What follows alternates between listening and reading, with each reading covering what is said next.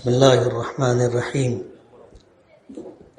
نحمده ونصلی علی رسوله الکریم اما بعد اعوذ باللہ من الشیطان الرجیم بسم اللہ الرحمن الرحیم انما یعمر مساجد اللہ من آمن باللہ والیوم الآخر وقال النبی صلی اللہ علیہ وسلم اذا رأیتم الرجل یتعاہد بالمسجد فاشہدوا له بالایمان صدق اللہ العظیم وصدق رسولہ النبی الکریم۔ صدر محترم، شہر کی سماجی، ملی، دینی شخصیات، محلے کے افراد، حاضرین مجلس، دنیا کا ایک نظام اللہ پاک نے بنایا ہے، اور وہ نظام یہ ہے کہ اللہ نے جس مخلوق کو وجود عطا کیا ہے وہ اپنے رہنے کا انتظام، اپنے گھر کا انتظام خود کرتے ہیں۔ آپ دیکھو، چھوٹی سے چھوٹی چڑیا ہوتی ہے، وہ اپنا گھونسلہ خود بناتی ہے۔ جنگلوں میں رہنے والے چرند، پرند، درندر، وہ اپنا ٹھکانہ خود بناتے ہیں، یعنی اپنے گھر کا، اپنے رہنے کا انتظام خود کرتے ہیں۔ انسان کو اللہ نے اشرف المخلوقات بنایا، تو یہ انسان بھی اپنے رہنے کا انتظام کرتا ہے اور اپنی حیثیت کے مطابق کرتا ہے۔ جو لوگ زیادہ مالدار ہوتے ہیں، خوشحال ہوتے ہیں، وہ لوگ بنگلہ بناتے ہیں، ولا بناتے ہیں۔ اس سے کم مال رکھنے والے، بڑے شہروں میں رہنے والے، وہ فلیٹ خریدتے ہیں، اس میں رہتے ہیں۔ بڑے شہروں کو چھوڑ کر کے چھوٹے شہروں میں، قصبوں میں، دیہات میں رہنے والے 12-25 کا ٹکڑا خریدتے ہیں اور اس پر اپنے رہنے کا انتظام کرتے ہیں۔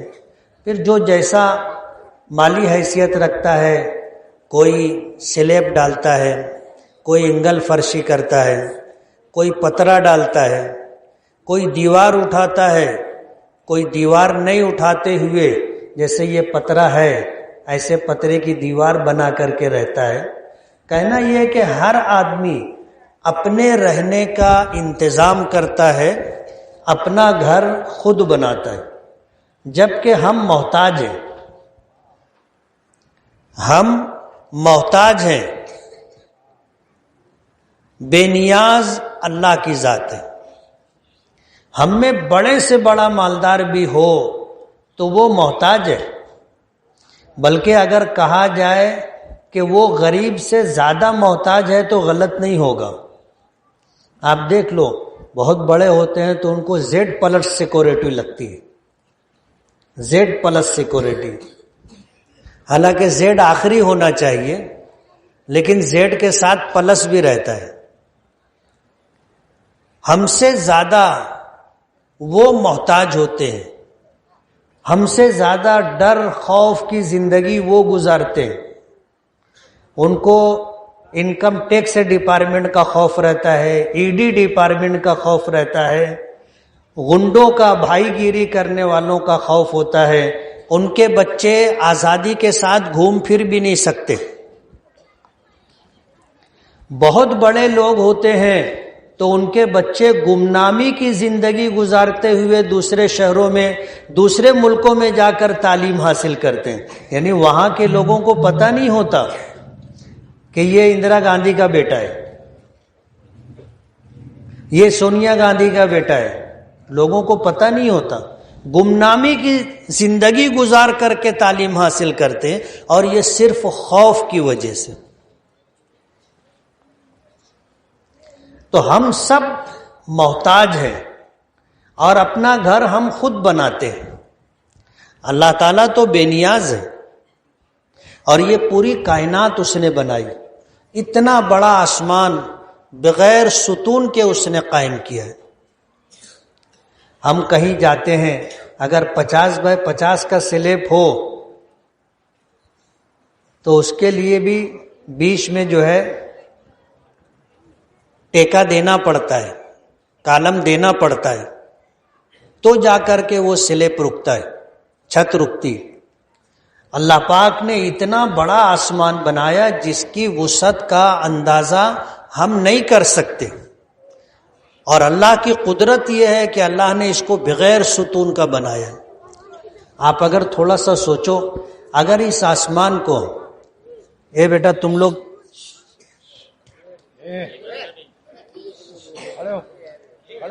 اتنا مسئلہ ہو جاتا کہ ہمیں کہیں گھر بنانا ہوتا اور وہیں پر اگر آسمان کا ستون ہوتا تو مسئلہ ہو جاتا کہ اب گھر یا تو ادھر سرکاؤ یا ادھر سرکاؤ۔ لیکن یہ اللہ کی قدرت ہے، اتنا بڑا آسمان اس نے بغیر ستون کے قائم کیا۔ اور یہ زمین جس پر ہم ہیں، اللہ نے اسے پانی پر بچھایا ہے، اس کے نیچے پانی ہے، اور یہ زمین ڈولے نہ، ہلے نہ۔ قرآن کریم میں آتا ہے اللہ نے پہاڑ بنائے جگہ جگہ، والجبال اوتادا، ان پہاڑوں کو اللہ نے میخ بنایا جو زمین کو ہلنے سے روکے ہوئے، ورنہ یہ زمین پانی پر ہے۔ اور کبھی کشتی میں آپ بیٹھے ہوں گے تو آپ کو اندازہ ہو گیا ہوگا کہ پانی کے اوپر اگر کشتی ہے تو وہ کتنا ڈولتی، اور اگر پانی میں ہچکولا آئے اور طوفان آ جائے تو پھر یہ کشتی اور جہاز ڈوب جاتے۔ اتنی بڑی زمین اللہ پاک نے زمین پر رکھی، پانی پر رکھی ہے، لیکن یہ اللہ کی قدرت ہے کہ اللہ نے اس کو ہلنے جلنے سے، ڈولنے سے روک کے رکھا ہے۔ اور کبھی اگر یہ ذرا سی ہل جاتی ہے تو ہم لوگ کہتے ہیں زلزلہ آ گیا۔ کیا کہتے ہیں؟ زلزلہ آ گیا۔ اور پھر اس کا ایک پیمانہ ہے، اگر اس کی ڈگری اگر 7 تک چلی گئی اور 7 کے اوپر اگر چلی گئی تو یہ عمارتیں اور یہ گھر گر جاتے، اس میں دیواروں میں دراڑ پڑ جاتی، چھتیں گر جاتی، سڑک پر سڑک کے ٹکڑے ہو جاتے ہیں، اس میں بھی سب دراڑیں پڑ جاتی ہیں، زمین کا کچھ حصہ دھنس جاتا ہے۔ تو ہم تو محتاج ہیں، ہم اپنا گھر بناتے ہیں، اللہ بے نیاز ہے اور اتنی قدرت کا مالک ہے کہ پوری کائنات اس نے بنائی اور بنانے میں کسی سے مدد نہیں لی۔ ہم تو ایک چھوٹا سا گھر بناتے ہیں تو گاؤنڈی مستری کو پکڑ کر کے لاتے ہیں، ہیلپر لوگوں کو لانا پڑتا ہے، کتنے کٹانے کرنے پڑتے، تب جا کر کے ایک چھوٹا سا گھر بنتا ہے۔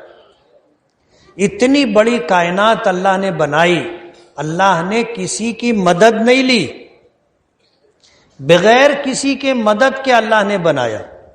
قرآن کریم میں 1 سے زائد مقامات پر ہے،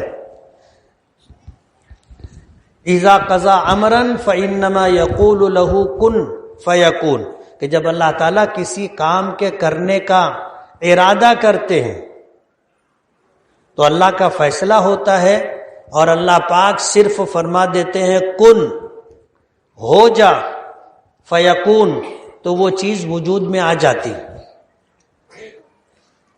کئی جگہ قرآن پاک میں اللہ کا یہ حکم ہے۔ اللہ نے اتنے بڑے بڑے پہاڑ بنائے، کسی کی مدد نہیں لی، اللہ نے بنایا، ہم میں سے کسی نے نہیں بنایا، اللہ نے بنایا۔ تو اللہ اگر چاہتے تو اپنا گھر بھی بنا لیتے۔ مسجد اللہ کا گھر ہے نا، مسجد اللہ کا گھر ہے، ہر مسلمان اس بات کو مانتا ہے، کسی کا اس میں اختلاف نہیں۔ اور بیت اللہ سب سے پہلے اللہ کے امر کن سے بنا تھا، جس کو ہم کعبہ کہتے ہیں، وہ اللہ تعالیٰ کے حکم پر، اللہ کے حکم ہوا بن جا تو وہ گھر بن گیا۔ تو اللہ پاک اگر چاہتے تو قیامت تک اس روئے زمین پر انسانوں کی ضرورت کے مطابق جتنی مسجدیں ہونی چاہیے تھی اللہ پاک فرما دیتے کن، تو وہ ساری مسجدیں بن جاتی۔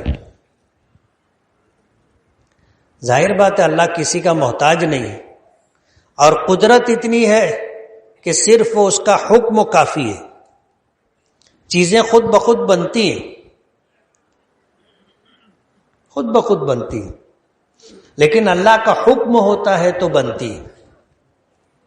تو اللہ پاک اگر چاہتے تو مسجد بھی اللہ کے حکم سے بن جاتی۔ اب سوال یہ ہے کہ اللہ نے اتنے بڑے بڑے پہاڑ بنائے کہ آج انسانوں کے لیے ان پہاڑوں کو سر کرنا مشکل ہے۔ ہمالیہ کی چوٹی سر کرنے کے لیے لوگ سالوں لگا دیتے، کتنے لوگ تو اس میں مرکب بھی جاتے، پتہ بھی نہیں چلتا کہ کہاں چلے گئے، صرف اس پہاڑ کی چوٹی پر چڑھنے کے لیے۔ یہ تو ہماری معلومات میں ہے، اس دنیا میں کیا کیا ہے انسانوں کو پتہ نہیں ہے۔ جیسے قرآن کریم میں آتا ہے سد سکندری کا تذکرہ، کہ جب سکندر ذوالقرنین سورہ کہف میں جس کا واقعہ ہے،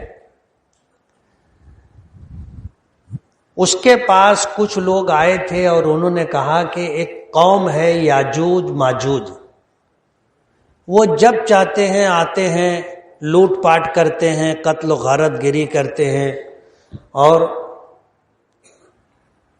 ہم لوگ پریشان ہیں، تو آپ ان کے اور ہمارے درمیان ایک دیوار قائم کر دیں۔ تو قرآن کریم میں آتا ہے کہ اس نے لوگوں سے کہا کہ تم یہ مٹیریل لاؤ، وہ مٹیریل لاؤ، وہ لا کر کے دیے، تو اس نے ایک دیوار بنا دی۔ دیوار کے اس طرف یاجوج ماجوج ہیں، اس طرف انسان ہے، اور حدیث پاک میں آتا ہے کہ قرب قیامت میں وہ دیوار توڑ کر کے آئیں گے۔ ایسے وہ روزانہ محنت کرتے ہیں، حدیث پاک میں آتا ہے صبح سے شام تک اس دیوار کو توڑنے کے لیے وہ روزانہ کوشش کرتے ہیں، اور دیوار تھوڑی سی رہ جاتی ہے کہ اب وہ ٹوٹ جائے گی، وہ لوگ کہتے ہیں اب کل توڑیں گے، انشاءاللہ نہیں کہتے، یہ کہتے ہیں کل توڑیں گے۔ جب دوسرے دن آتے ہیں تو دیوار جیسی تھی اللہ اپنی قدرت سے ویسی موٹیو کر دیتا ہے۔ پھر وہ لوگ صبح سے شام تک محنت کرتے ہیں، تھوڑا سا باقی رہ جاتا ہے، پھر کہتے ہیں کہ اب کل آئیں گے۔ روزانہ ان کے ساتھ ایسے ہی ہوتا ہے، اور یہ حدیث پاک میں، میں جو بات بتا رہا ہوں یہ حدیث پاک میں، حضور پاک صلی اللہ علیہ وسلم نے فرمایا کہ قرب قیامت وہ شام کو یہ کہیں گے کہ اب انشاءاللہ کل آ کر کے اس دیوار کو توڑیں گے۔ جب وہ انشاءاللہ بول دیں گے تو دیوار جہاں تک ٹوٹ چکی تھی ویسی رہے گی، دوسرے دن آئیں گے اسے توڑیں گے، اور پھر وہ انسانوں کی بستی میں داخل ہوں گے، تو جتنا پانی راستے میں ملے گا سب پی جائیں گے، جتنی کھانے کی چیز ملے گی سب کھا لیں گے، اور انسانوں کے لیے وہ بہت سخت مرحلہ ہوگا۔ یہ حدیث پاک میں،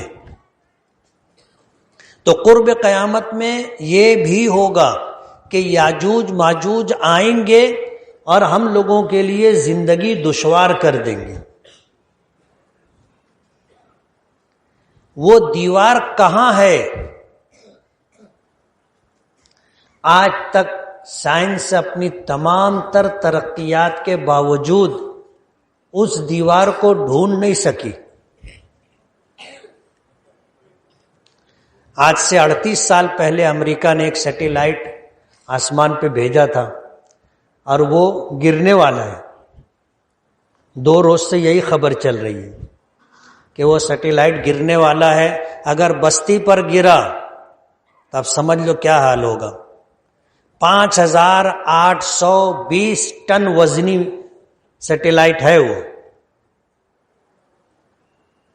38 سال پہلے چھوڑا گیا، اور دعویٰ ایسا ہے کہ ہم یہاں بیٹھے ہیں، امریکہ سے اگر وہ ہمیں دیکھنا چاہیں تو سیٹلائٹ کے ذریعے سے ہماری شکل بھی دیکھ سکتے ہیں، ایسا ان کا دعویٰ ہے۔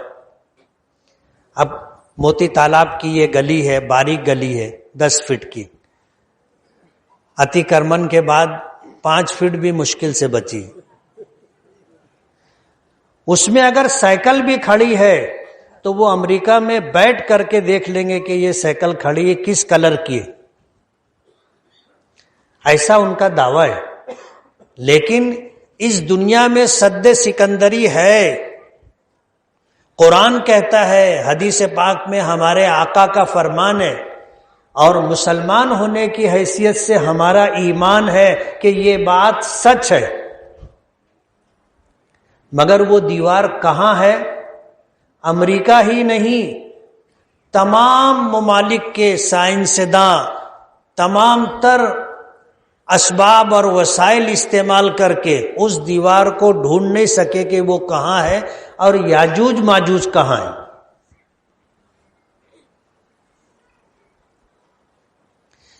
تو یہ دنیا، اس میں کیا کیا ہے ہمیں نہیں معلوم۔ حضرت علامہ انور شاہ کشمیری رحمت اللہ علیہ ایسی شخصیت گزری ہے کہ آج ان کا متبادل نہیں ہے، متبادل نہیں۔ بھاولپور کا مناظرہ اگر آپ نے سنا ہوگا یا پڑھا ہوگا تو آپ کو اندازہ ہوگا کہ قادیانیوں نے دعویٰ کیا تھا کہ ہم بھی مسلمان ہیں۔ غلام احمد قادیانی کو اللہ کا نبی مانتے ہیں، ہمارے آقا جناب رسول اللہ صلی اللہ علیہ وسلم کو آخری نبی نہیں مانتے، خاتم النبیین نہیں مانتے، اور ان کا دعویٰ ہے کہ غلام احمد قادیانی اللہ کا نبی ہے، تو اس کے ماننے والے جو لوگ ہیں وہ قادیانی کہلاتے ہیں۔ پاکستان میں ان کا انگریزوں کے زمانے میں دعویٰ تھا کہ یہ مسلمان ہم کو کہتے ہیں کہ ہم مسلمان نہیں ہیں، ہم تو کلمہ پڑھتے ہیں، لا الہ الا اللہ محمد الرسول اللہ، جیسا کلمہ وہ پڑھتے ہیں ہم بھی پڑھتے ہیں۔ وہ کہتے ہیں کہ ہم مسلمان ہیں، تو ہمارا دعویٰ ہے کہ ہم بھی مسلمان ہیں۔ انگریزوں کی عدالت میں انہوں نے جب یہ پیٹیشن دائر کی، مقدمہ دائر کیا، تو انہوں نے کہا کہ ججوں نے کہا کہ یہ تو مذہبی بات ہے، اس پر ہم کیا فیصلہ دے سکتے ہیں۔ تو انہوں نے مسلمان علماء سے کہا کہ ان لوگوں نے جو مقدمہ دائر کیا ہے، جو دعویٰ کیا ہے کہ ہم بھی مسلمان ہیں، آپ انہیں کیسے کہتے ہو کہ یہ مسلمان نہیں؟ مقدمہ ہو گیا، علماء سے کہا کہ آپ آ کر کے ان کے دلائل کا جواب دو، یہ ثابت کرو کہ یہ مسلمان نہیں۔ قادیانیوں نے یہ کیا تھا کہ مصر سے وکیلوں کو لائے تھے، اور ان کی سوچ ایسی تھی کہ وہ عربی بولیں گے تو یہاں کے جو علماء ہیں مدرسوں میں پڑھتے ہیں، عربی پڑھ بھی لیتے ہیں، ترجمہ بھی کر لیتے ہیں، لیکن روانی کے ساتھ عربی بول نہیں پاتے، اور بات صحیح بھی ہے۔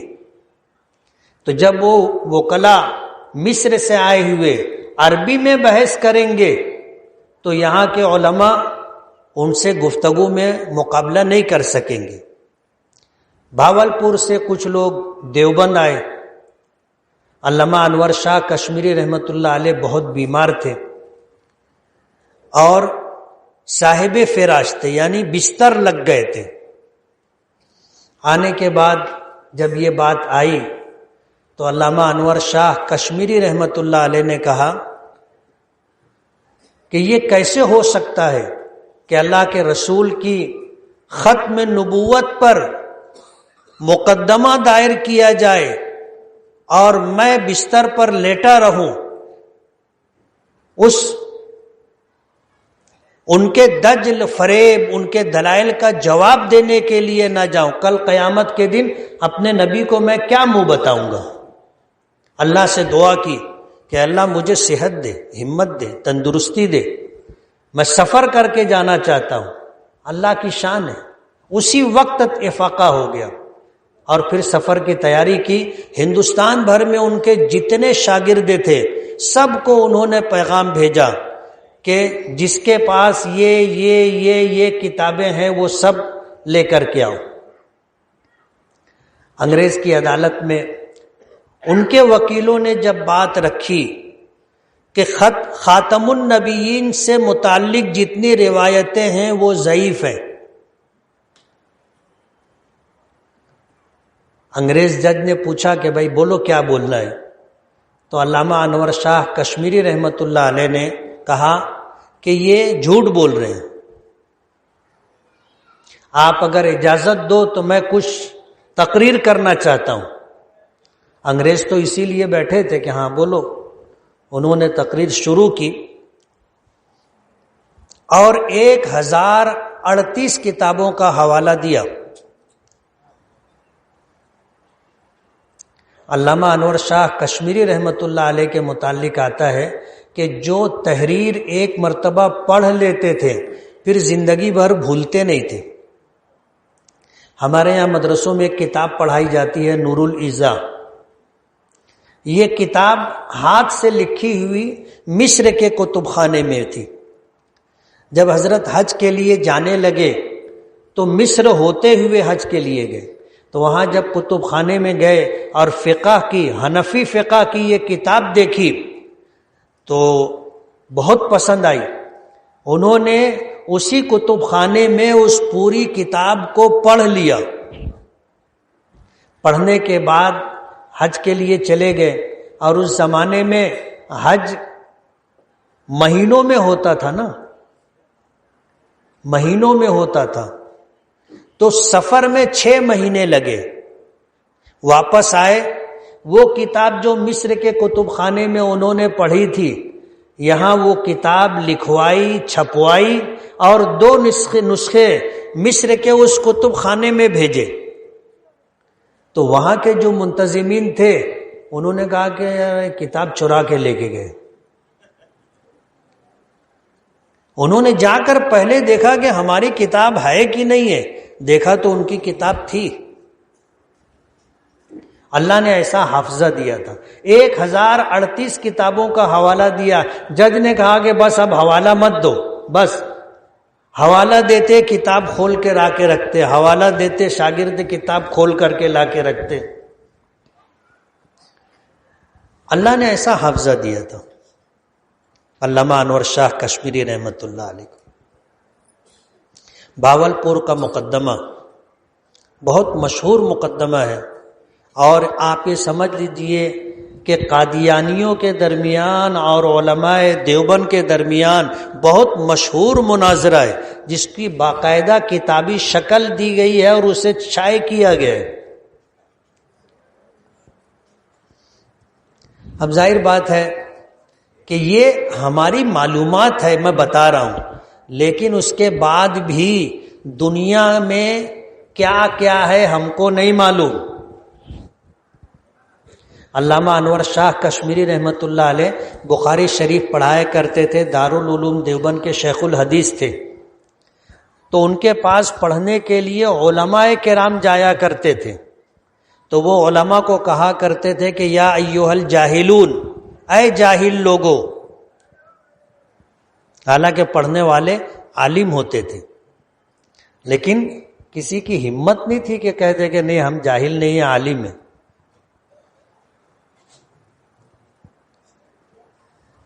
تو میں کہنا یہ چاہتا ہوں کہ یہ دنیا کیا ہے ہمیں نہیں معلوم. ہماری جتنی معلومات ہے بہت کم ہے، اور ہمارے علم میں جو چیزیں نہیں ہیں وہ ہماری معلومات سے زیادہ ہے. آج ہمیں ایک ہمالیہ پہاڑ معلوم ہے اور ہم ایسا دعویٰ کرتے ہیں کہ اس کی چوٹی سب سے اونچی چوٹی ہے، سب سے اونچا پہاڑ ہے. اس کو سر کرنے میں لوگ مر کھپ جاتے. اللہ نے اتنا بڑا پہاڑ بنایا. اللہ پاک اگر چاہتے تو مسجد بنانے میں کیا تھا؟ اللہ پاک کہتے مسجد بن جا، مسجد بن جاتی۔ سوال یہ ہے کہ پھر اللہ نے مسجد بنائی کیوں نہیں؟ پہاڑ بنا دیے، آسمان بنا دیے، اور عجیب و غریب چیزیں اللہ نے بنائی، لیکن مسجد نہیں بنائی۔ کیوں نہیں بنائی؟ تھوڑا گھر جانا، سونے کی ٹائم جب سب کام سے فارغ ہو جانا، تو یہ سوچنے کے لیے ایک عنوان میں آپ کو دے رہا ہوں کہ اللہ پاک نے مسجد کیوں نہیں بنائی؟ آسمان بنا دیا، زمین بنا دی، پہاڑ بنا دیے، عجیب و غریب چیزیں اللہ نے پیدا کی، لیکن مسجد نہیں بنائی۔ کیوں؟ اس کے بعد کسی مجلس میں اگر پھر ہم جمع ہوں گے تو میں اس کا جواب دوں گا کہ اللہ نے کیوں نہیں بنائی۔ کیا بھی دے دوں؟ انتظار نہیں ہو سکتا۔ اللہ پاک نے جنت بھی بنائی، جہنم بھی بنائی۔ مسلم شریف کی روایت ہے، اللہ نے جب جنت بنائی تو حضرت جبرائیل کو بھیجا کہ جاؤ میری جنت دیکھو، جنت میری رحمت ہے، جاؤ جنت دیکھو۔ حضرت جبرائیل گئے، جنت دیکھی، دیکھ کر آئے تو اللہ پاک نے پوچھا کہ دیکھا؟ بولے ہاں دیکھا۔ کیسی ہے؟ کہنے لگے کہ بس ہے، کیسی ہے میرے پاس الفاظ نہیں۔ تو پھر اللہ پاک نے پوچھا کہ یہ جنت میں نے لوگوں کے لیے بنائی ہے، انسانوں کے لیے، انسان اس میں جانا چاہے گا؟ تو جبرائیل نے کہا کہ کیوں نہیں، سبھی اس میں جانا چاہیں گے۔ تو اللہ پاک نے فرمایا کہ دوبارہ دیکھنے جاؤ۔ حضرت جبرائیل دوبارہ دیکھنے گئے تو اللہ پاک نے جنت کو مکارہ سے گھیر دیا تھا۔ مکارہ کہتے ہیں مکروہ چیزوں کو، مکروہ کہتے ہیں وہ چیز جو ناپسند ہو، ناپسند۔ ہم لوگ بولتے ہیں نا کہ یہ حلال ہے، یہ حرام ہے، یہ مکروہ ہے، تو لوگ پوچھتے ہیں کہ جیسے مکروہ بولے تو مکروہ بولے تو اللہ تعالیٰ کی ناپسندیدہ چیز۔ اب ظاہر بات ہے جو چیز اللہ کو پسند ہے وہ چیز اللہ قبول کر لے تو بڑی بات ہے۔ اللہ تو بے نیاز ہے، اس کو کسی چیز کی ضرورت اور حاجت نہیں۔ ہماری عبادتیں، ہماری نیکیاں اللہ قبول کر لے یہ اس کا فضل ہے، وہ ہماری نیکیوں کا محتاج نہیں ہے۔ تو اللہ نے جنت کو مکارہ سے، یعنی طبیعت پر جو چیزیں گراں گزرتی ہیں، جن چیزوں کو ہمارا نفس پسند نہیں کرتا، ایسی چیزوں سے اللہ نے جنت کو گھیر دیا کہ 5 وقت کی نماز جماعت سے پڑھنی پڑے گی، رمضان کے روزے چاہے سخت گرمی ہو رکھنے پڑیں گے، زکوٰۃ چاہے طبیعت میں بخل ہو لیکن 2.5% پورے مال کی زکوٰۃ دینی پڑے گی، اور اللہ نے حیثیت دی ہے، استطاعت دی ہے تو زندگی میں ایک مرتبہ حج فرض ہے، کرنا پڑے گا، اور اس کے بعد بھی اللہ نے حیثیت دی ہے تو ہر 5 سال میں حج کے عنوان سے یا عمرے کے عنوان سے اللہ کی بارگاہ میں حاضری دینی پڑے گی۔ جھوٹ بولنے کی اجازت نہیں ہے، سچ بولنا پڑے گا۔ بد نظری کی اجازت نہیں ہے، نظر نیچی رکھنی پڑے گی۔ سود کھانے کی اجازت نہیں ہے، سود لینے کی، دینے کی اجازت نہیں ہے۔ ایسی ساری چیزوں کو جن کے کرنے کا اللہ نے حکم دیا اور جن کے نہ کرنے کا حکم دیا، ایسے ساری چیزوں سے اللہ نے جنت کو گھیر دیا۔ اور پھر جبرائیل سے پوچھا کہ دیکھے؟ بولے ہاں دیکھا۔ بولے اب تو بہت مشکل ہے، پہلے تو سبھی جنت میں جاتے لیکن اب بہت مشکل ہے، کم لوگ جائیں گے۔ جو 5 وقت کی نماز پڑھے گا باجماعت، پابندی سے، روزے رکھے گا، زکوٰۃ دے گا، حج کرے گا، ماں باپ کی خدمت کرے گا، ان کی اطاعت کرے گا، پڑوسیوں کا خیال رکھے گا، دوسروں کی بہن بیٹیوں پر غلط نگاہ نہیں ڈالے گا، حرام نہیں کھائے گا، ایسی ساری چیزیں اب کرنا پڑے گی تو آدمی جنت میں جائے گا۔ اللہ نے فرمایا کہ جاؤ میں نے جہنم بنائی ہے، جہنم جا کر کے دیکھو۔ جبرائیل گئے، جا کر جہنم دیکھی، بولے کیا ہے؟ بولے اللہ تیرا عذاب ہے۔ کہا کہ لوگ جائیں گے؟ بولے کوئی نہیں جائے گا، کوئی نہیں جائے گا۔ اچھا جاؤ پھر دیکھ کے آؤ۔ اب دوبارہ دیکھنے گئے تو اللہ نے اسے خواہشات سے گھیر دیا تھا، جہنم کو خواہشات سے گھیر دیا تھا۔ اب من چاہی زندگی کون نہیں گزارنا چاہتا؟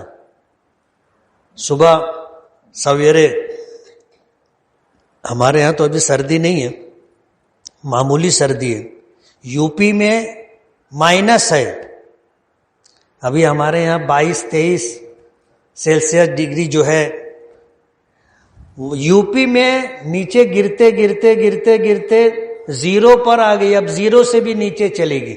آج 1.5 ڈگری نیچے تھی، اور خبر یہ ہے کہ 25 لوگ سردی کی وجہ سے مر گئے۔ اب ظاہر بات ہے یہ جو 25 مرے وہ معلومات میں آ گئے تو ہم 25 بتا رہے، مرے کتنے سردی سے اللہ بہتر جانتا ہے۔ اب اتنی سردی میں فجر کی نماز کے لیے نرم گرم بستر چھوڑ کر کے آدمی مسجد جائے،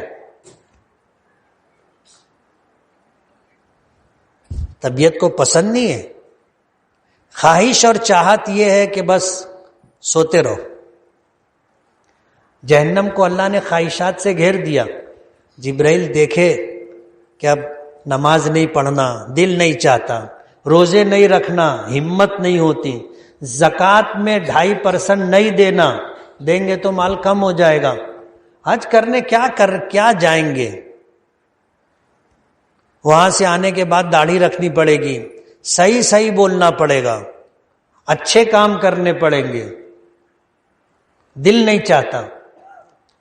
آدمی ماں باپ کو گالی دیتا ہے، کتنے بدبخت ہوتے ہیں ماں باپ کو مارتے ہیں، گھر سے نکال دیتے ہیں، من چاہی زندگی۔ تو جبرائیل نے کہا کہ اب تو آپ نے جہنم کو خواہشات سے گھیر دیا ہے، تب تو سبھی جہنم میں جائیں گے۔ حدیث پاک میں آتا ہے اللہ پاک نے جنت سے بھی وعدہ کیا ہے کہ میں تجھ کو بھروں گا، اور جہنم سے بھی وعدہ کیا ہے کہ میں تجھ کو بھروں گا۔ قرآن کریم میں آتا ہے کہ جب حساب و کتاب ہو جائے گا سارے جہنمی جہنم میں چلے جائیں گے، تو اللہ پاک جہنم سے پوچھیں گے، قرآن کریم میں ہے، اللہ پاک جہنم سے پوچھیں گے حلیم تلاتی، تو بھر گئی؟ تو جہنم کہے گی حل من مزید، ابھی تو بہت جگہ خالی ہے، بھری نہیں ہوں، ابھی تو میں خالی ہوں، بھیجو اور لوگوں کو، آپ نے بھرنے کا وعدہ کیا ہے۔ حدیث پاک میں آتا ہے کہ جہنم کو بھرنے کے لیے اللہ پاک جہنم میں اپنا قدم رکھ دیں گے، تو جہنم چرچرانے لگے گی، جیسے چارپائی کے اوپر اس کی طاقت سے زیادہ اگر بوجھ ڈال دیا جائے تو چرچرانے کی آواز سنے۔ جہنم چرچرانے لگے گی، بھر جائے گی، وہ کہے گی قط قط قط، بس بس بس۔ اسی طرح اللہ نے جنت کو بھی بھرنے کا وعدہ کیا ہے۔ اب جنت کو کیسے بھریں گے؟ اب ظاہر بات ہے جنت کو بھرنے کے لیے، کسی کو جنت میں پہنچانے کے لیے اس کے پاس ایمان تو چاہیے، نیک اعمال تو چاہیے، نیکیاں تو چاہیے۔ اللہ پاک نے اس لیے مسجد نہیں بنائی اور حکم دیا، حضور نے فرمایا من بنا للہ مسجدا ولو کمفحص قطات بنى اللہ لہ بیتا فی الجنہ، کہ جس شخص نے اللہ کی رضا کے لیے مسجد بنائی، چاہے مسجد کی تعمیر میں قطع چڑیے کے گھونسلے کے برابر حصہ لیا، اللہ پاک جنت میں اپنی شان کے مطابق اس کو محل دیں گے۔ اور ہمارا ایمان ہے کہ اللہ بھی سچا ہے، اس کی بات بھی سچی ہے، اللہ کے نبی بھی سچے ہیں، ان کی بات بھی سچی ہے، کہ ایمان کے ساتھ نیکی کی امید پر اللہ کو راضی کرنے کی نیت سے مسجد کی تعمیر میں آپ اپنی حیثیت کے مطابق حصہ لو، اللہ پاک اپنی شان کے مطابق آپ کو جنت میں محل بنا کر کے دے گا۔ میں ایک واقعہ سناتا رہتا ہوں، پھر سناؤں گا۔ خلیفہ ہارون رشید کا نام سنا ہے؟ خلفائے بنو عباسیہ میں ایک بہت نامور بادشاہ امیر المومنین گزرے۔ خلفائے بنو عباسیہ، ان کی حکومت اس دنیا میں 635 سال تک تھی۔ کتنے سال تک؟ باپ، بیٹا، پوتا، پر پوتا، 635 سال تک یہ حکومت کرتے رہے۔ اتنی بڑی حکومت کسی کی نہیں رہی۔ انگریز ہندوستان میں آئے، 100-200 سال میں کر بولے، اپنا بوریا بستر لپیٹے اور چلے گئے۔ لوگوں کا اقتدار 5 سال، 10 سال، 20 سال۔ کانگریس جو ہے اس ملک میں 45 سال اکیلے حکومت کی، اور اب دوسرے لوگوں کی حکومت ہے۔ وہ بولتے کانگریس مکت بھارت، دعویٰ ہے ان کا، اور وہ ایسا سمجھتے ہیں کہ وہ ہمیشہ رہیں گے۔ آپ کیا بولتے، ہمیشہ رہیں گے؟ نہیں رہیں گے، کوئی ہمیشہ نہیں رہتا، کسی کا اقتدار ہمیشہ نہیں رہتا۔ وہ راحت اندوری نے کہا ہے کہ جو آج صاحب مسند ہیں کل نہیں ہوں گے، کرایہ دار ہیں، ذاتی مکان تھوڑی ہے۔ صدر جمہوریہ بھی جس محل میں رہتا ہے اس میں کتنے کمرے ہیں آپ لوگوں کو پتہ ہے؟ 600 سے زائد کمرے، اتنی بڑی عمارت اس کے رہنے کے لیے۔ کتنے دن رہتا ہے؟ 5 سال۔ اس کے بعد اس کو بھی وہاں سے رخصت ہونا ہے، تو کسی کا اقتدار رہتا نہیں۔ خلفائے بنو عباسیہ کا اقتدار 635 سال تک تھا، اور کیوں تھا پتہ ہے؟ حضور پاک صلی اللہ علیہ وسلم نے مکہ فتح کیا تھا۔ مکہ فتح ہوا، حضور نے کچھ اعلان فرمائے۔ ان اعلانوں میں ایک اعلان یہ تھا کہ میرے چچا، میں سود کو اپنے قدموں تلے رونتا ہوں، اور میرے چچا عباس کا جن لوگوں پر قرض ہے اس کا جتنا سود ہے وہ میں معاف کرتا ہوں۔ حضرت عباس سے پوچھا نہیں تھا، سود حرام نہیں تھا، اس زمانے میں لوگ قرض دیتے تھے، اس پر بیاج لیتے تھے، تو حضور کے چچا عباس بھی، انہوں نے بھی یہ کام کیا تھا۔ اور حضور نے مکہ فتح کیا تو اعلان کیا کہ میرے چچا عباس کا جن لوگوں پر قرض ہے میں اس پر جتنا سود اور بیاج ہے سب معاف کرتا ہوں۔ حضرت عباس کو خبر ہوئی تو وہ آئے اور آ کر کہنے لگے، مسلمان نہیں ہوئے تھے، اس وقت مسلمان ہوئے، کہنے لگے کہ بھتیجے تم نے میرا سود اور بیاج معاف کیا ہے؟ کہا کہ ہاں۔ کہا اگر تم نے میرا سود اور بیاج معاف کیا ہے، میں اصل رقم بھی معاف کرتا ہوں۔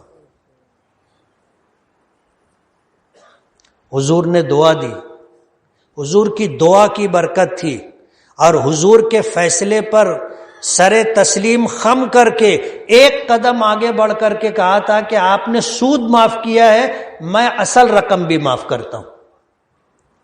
اللہ نے ان کو اور ان کی اولاد کو 635 سال تک اقتدار دیا تھا، 635 سال تک۔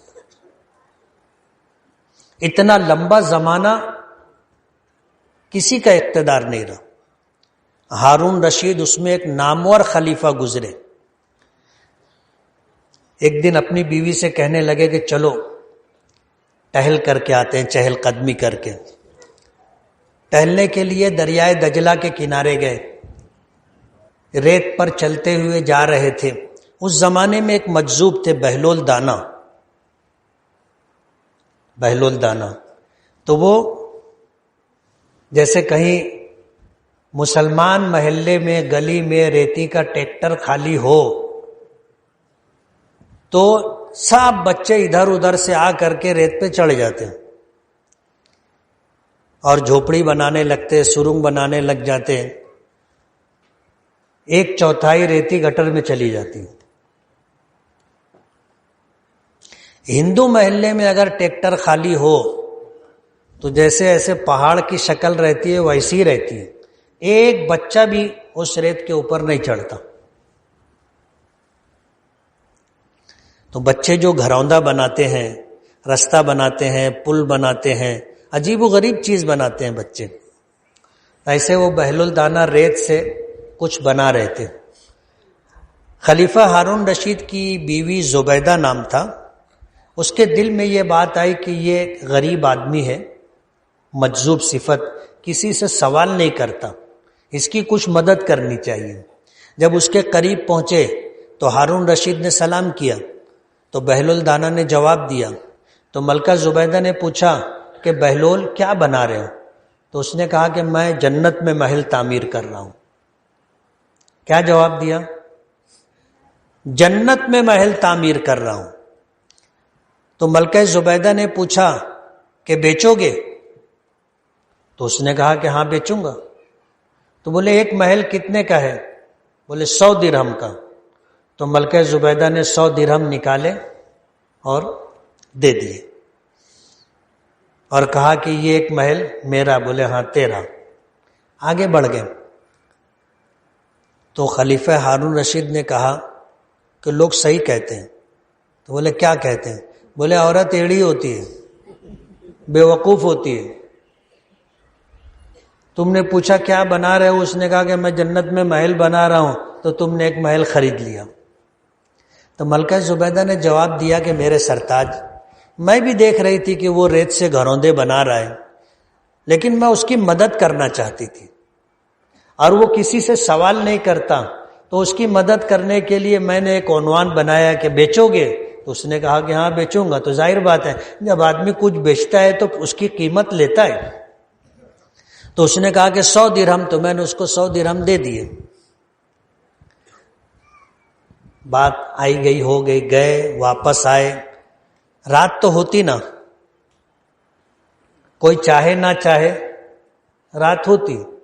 رات ہوئی، خلیفہ سویا، خواب میں دیکھا کہ جنت میں اور ایک بالکل نیا محل تعمیر ہوا ہے اور اس کے اوپر لکھا تھا جیسے ہم لوگ لکھتے ہیں کائنات نجم النساء، کچھ بھی لکھتے ہیں. تو اس کے اوپر لکھا ہوا تھا قصر زبیدہ. تو یہ رک گیا وہاں. کسی سے پوچھا کہ کس کا محل ہے؟ بولے وہ مسلمانوں کے خلیفہ ہیں ہارون رشید، ان کی بیوی ملکہ زبیدہ ہے، اس کا محل ہے اور کل بنائے. کب بنائے؟ کل بنائے. اب یہ اندر جانے لگا تو اس کو روک دیے کہ آپ کو اجازت نہیں اندر جانے کی. اس کی آنکھ کھل گئی. آدمی جب خواب دیکھتا ہے بہت اچھا دیکھے تو بھی آنکھ کھل جاتی ہے اور کچھ اور دیکھ لے تو بھی پسینہ پسینہ ہو جاتا، آنکھ کھل جاتی ہے. اب آنکھ کھل گئی، دل کی بھی آنکھ کھل گئی. کل کا پورا واقعہ اس کو یاد آ گیا. اب وہ صبح ہونے کا انتظار کرنے لگا. صبح ہوا، طبیعت بہت بے چین تھی. تھوڑا سا سورج اوپر آیا تو ملکہ کو کہنے لگا کہ چلو چہل قدمی کے لیے. بولے کل تو گئے تھے نا، جائیں گے پھر کسی دن. بولے نہیں چلو. ارے بولے کل گئے تھے نا، اب کیا روز روز جائیں گے؟ بولے نہیں چلو. بیوی وہی اچھی ہوتی ہے جو شوہر کی بات مان لے. اب دونوں نکلے. اب دریائے دجلہ کے کنارے گئے تو ہارون رشید دور دور تک دیکھ رہا تھا. کچھ آگے جانے کے بعد وہ بہلول دانا دکھ گئے، تو وہی ریت کا گھروندا بنا رہے تھے. یہ چلتے چلتے اس کے پاس گئے، بڑی عقیدت کے ساتھ سلام کیا، السلام علیکم. تو بہلول نے سر اٹھا کر کے دیکھا، بولے وعلیکم السلام. بولے بہلول کیا بنا رہے؟ بولے جنت میں محل بنا رہا ہوں. بولے بیچو گے؟ بولے ہاں. بولے کتنی قیمت ہے؟ بولے خلیفہ ہارون رشید کی سلطنت. بولے کل تو 100 درہم میں دے رہے تھے. بولے کل بغیر دیکھے سودا ہو رہا تھا.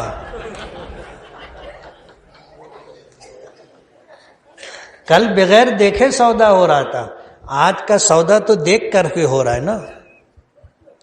حدیث پاک میں آتا ہے حضور نے فرمایا کہ جنت میں ایک کمان کے بقدر جگہ، اس کی قیمت پوری دنیا مل کر کے نہیں ہو سکتی.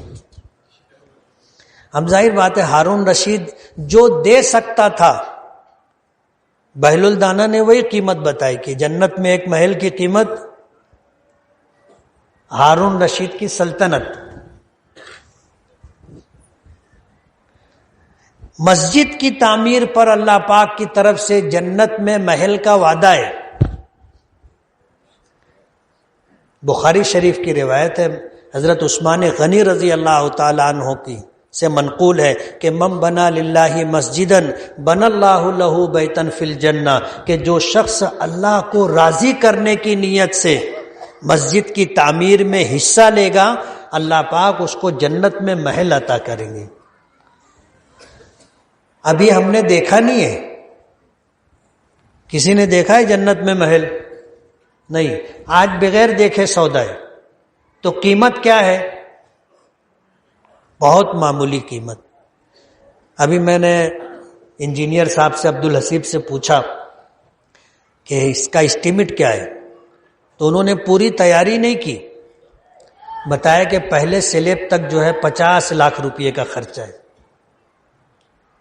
اب اگر کوئی آدمی 50 لاکھ روپیہ بھی دے دے اور جنت میں اس کو ایک محل اگر مل جائے تو سودا مہنگا ہے؟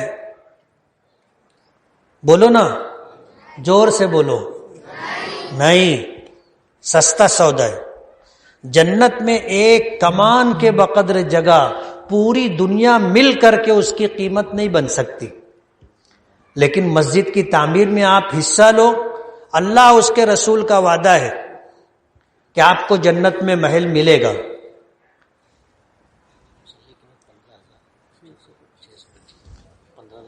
ایک مسلح کی قیمت یعنی لاگت 15,625 روپیہ ہے. کوئی خریدنے والا؟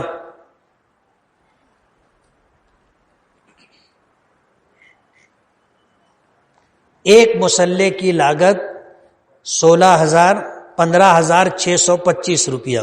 یعنی آپ اگر ایک مسلح کے لیے اتنا پیسہ دیتے ہیں، جنت میں آپ کو محل ملے گا. میں قسم کھا کر یہ بات کہہ سکتا ہوں. اب اگر آپ چاہتے ہو کہ آپ کا بھی محل ہو، آپ کی بیوی کا بھی محل ہو، آپ کی اماں کا بھی محل ہو، آپ کے ابا کا بھی محل ہو، آپ کے بیٹوں کا بھی ہو، بیٹیوں کا بھی ہو، تو حساب لگا لو. ایک مسلح لے سکتے ہو، 1 لو، 2 لو، 5 لو، 10 لو. بولو کون کتنے مسلح لے گا؟ یہ اتنی لمبی بات یہاں آنے کے لیے میں نے کی تھی کہ سب طرف سے گھوم پھر کر کے اب آپ بولو کون کتنا مسلح خریدنے والا ہے. ایک مسلح، نام لکھو بھائی ان کا. کیا نام ہے؟ حاجی شفیق احمد صاحب. ایک مسلح.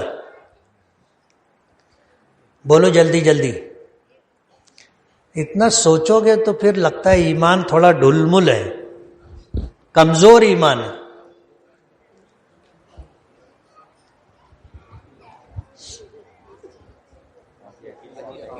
حاجی عقیل احمد صاحب ایک مسلح.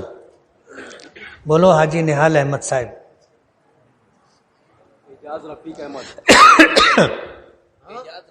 اعجاز رفیق احمد 1 مصلی.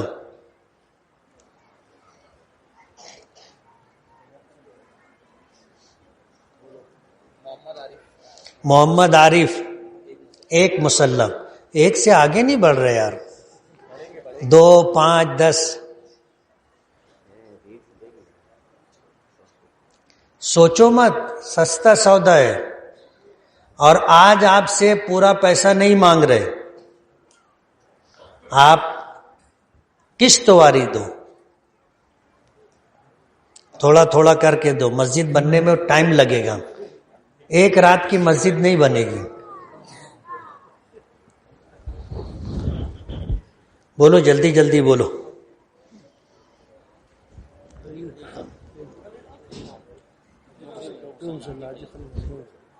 دو مصلی.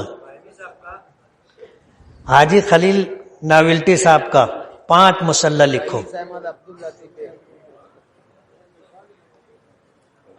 سستا سودا ہے.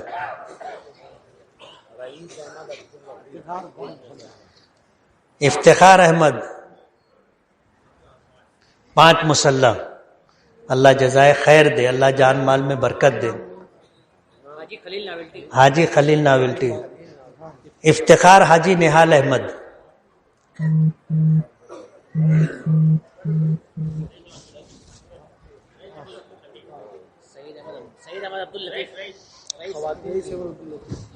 آئے گی وہ آواز، بعد میں آئے گی نا. خلیفہ ہارون رشید کی بیوی ملکہ زبیدہ پہلے ایک محل خریدی تھی. بولو جلدی جلدی بولو.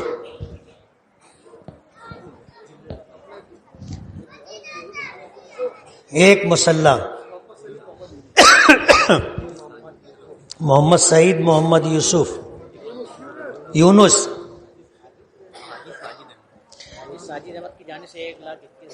ماشاء اللہ.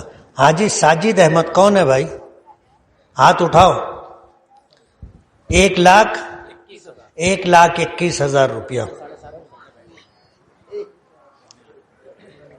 اللہ جان مال میں برکت دے، اللہ قبول فرمائے. بولو بولو.